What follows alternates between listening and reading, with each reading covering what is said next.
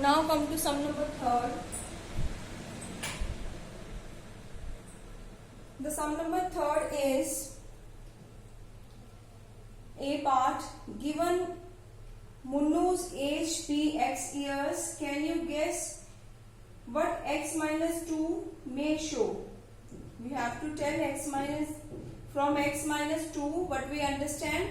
We understand Munnu's age be x and his younger brother is 2 years younger than him. That means his brother's age is 2 years less than him. So we can write x minus 2 is his younger brother's age. Now second part they said x plus 4. So x plus 4 we can say his elder brother is 4 years more than his age. That means x plus 4 is his elder brother's age. Now next part 3x plus 7.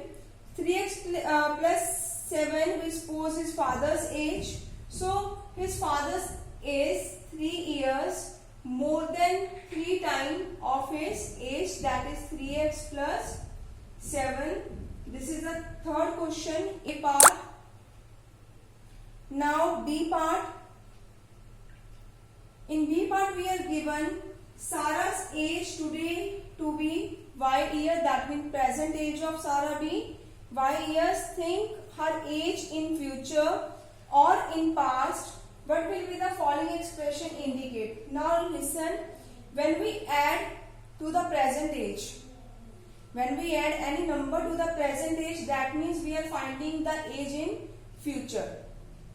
And when we subtract any number from the present age, that means we are finding the age in past. I repeat again, when we subtract anything from the present age, that means we are finding the age in past.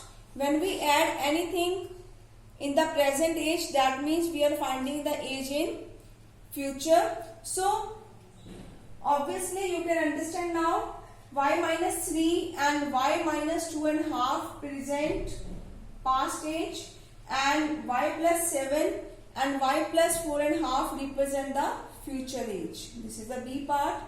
Now C part. Given n students in a class like football, may 2n show what may n by 2 show.